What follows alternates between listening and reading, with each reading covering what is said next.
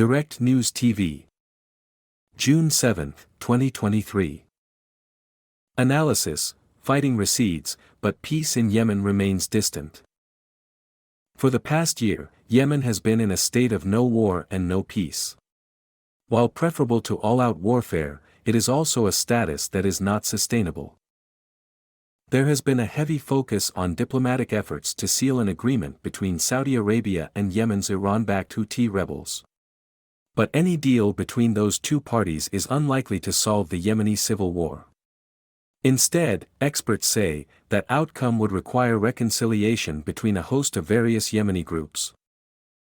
Saudi Arabia and Iran signed a Chinese-brokered agreement on March 10 to renormalize diplomatic ties. This détente has also helped cool tensions between the Saudis and Houthis. Riyadh appears determined to find a dignified exit to the conflict in Yemen, so it can focus more on its internal development. This de-escalation with Tehran has advanced its interests in preventing the Saudi-Houthi conflict from returning to all-out war in the aftermath of the expiration of a ceasefire in October. The thawing of Saudi relations with Iran has had a cooling effect on Saudi-Houthi tensions, Nabil Khoury, the former United States Deputy Chief of Mission in Yemen, told Al Jazeera.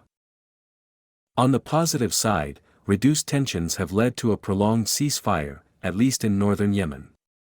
The loosening of the blockade around the north has led to increased movement of Yemenis in and out of Sana'a and hence a good breathing spell for the majority of Yemenis who live under Houthi control, Khoury said. Although an improved relationship between Saudi Arabia and Iran may be seen as opening the door to a lasting peace with the Houthis, the Yemeni rebels are not Iran's proxy. Therefore, even if Iranian officials sincerely want to rein in the Houthis, the extent to which Tehran could successfully do so is unclear.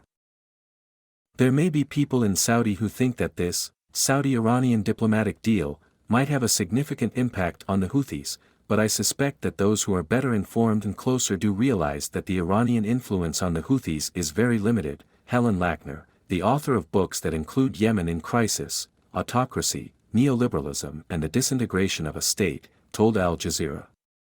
When the Houthis and the Iranians want the same thing, then they both do it. When the Houthis want something that the Iranians don't like, they simply ignore whatever the Iranians are saying. It's not as if the Iranians can say to the Houthis do this, do that, and they do it. It just isn't that way. Since the Saudi-Iranian diplomatic agreement was signed, representatives of the Houthis have stressed that the renormalization deal between Tehran and Riyadh could not supplement a deal between the Houthis and Saudi Arabia. This point was proven during the Saudi ambassador to Yemen's trip to Sana'a in April, where he met with his Houthi and Omani counterparts. Veena Ali Khan, a Yemen researcher at the International Crisis Group, told Al Jazeera. To Ambassador Mohammed bin Saeed al-Jabay's surprise, the Houthis were unwilling to make any concessions, and he left empty-handed. If anything, the Houthis capitalized on Saudi and Iran's new diplomatic relations to prove their independence from Tehran, something which they've long repeated to Riyadh. Contending with Houthi strength, it will be challenging for Riyadh to obtain leverage over the Houthis, who perceive Saudi Arabia as wanting to end its involvement in the now almost 9-year Yemeni conflict. The Houthis sense that they have an upper hand, giving them little reason to compromise much with Riyadh and other actors. Saudi is now keen to exit the war, but for the Houthis, war has become a way of life, Elizabeth Kendall, a Yemen expert at Girton College, Cambridge, said in an interview with Al Jazeera.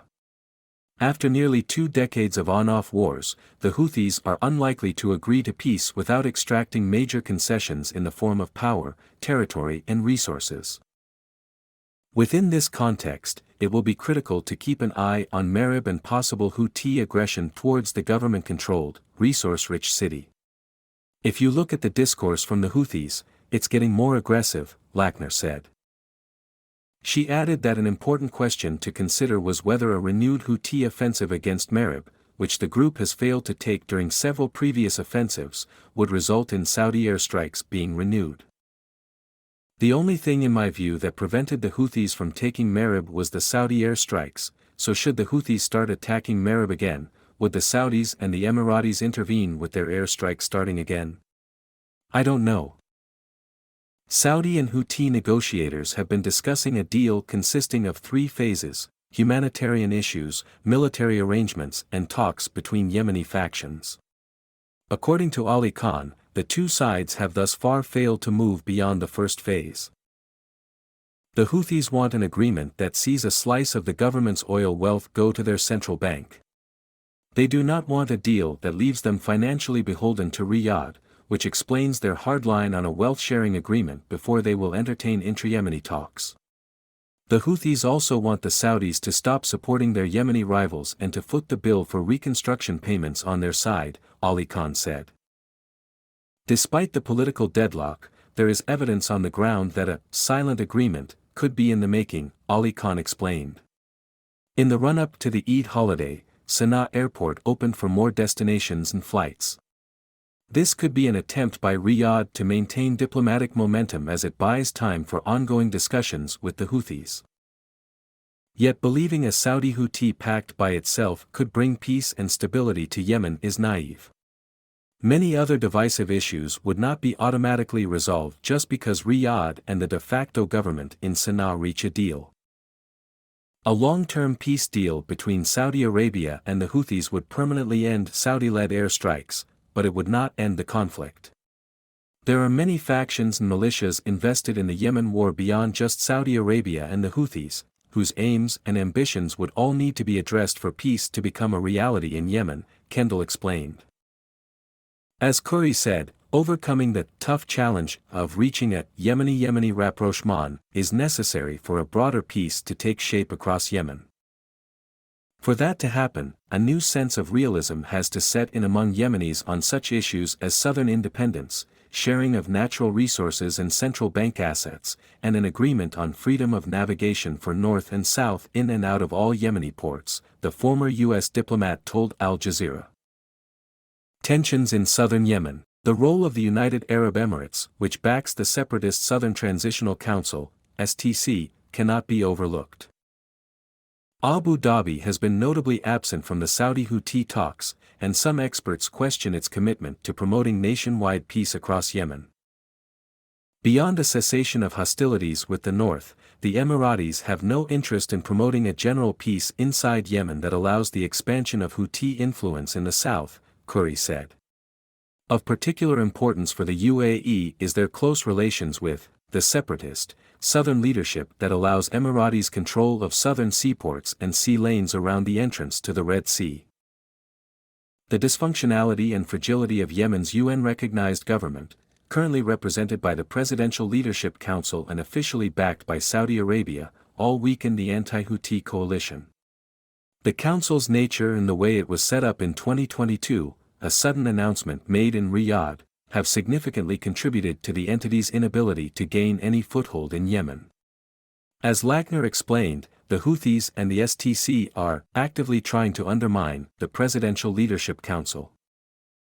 Against this backdrop, there is every reason to be concerned about further fragmentation in Yemen, especially with the establishment of more rival power bases in southern Yemen. The STC has increased its diplomatic offensive as alternative political structures like the Hadramaut National Council emerge in the southeast, Kendall told Al Jazeera. It would be wrong to think of a peace deal between the Houthis and Saudi Arabia as the end of the war or even the beginning of the end. Unless power is shared judiciously, it could just be the end of the beginning. My name is Kingsley. Please like, share, subscribe and hit that notification bell so you can be the first to be notified whenever we post. You won't regret it.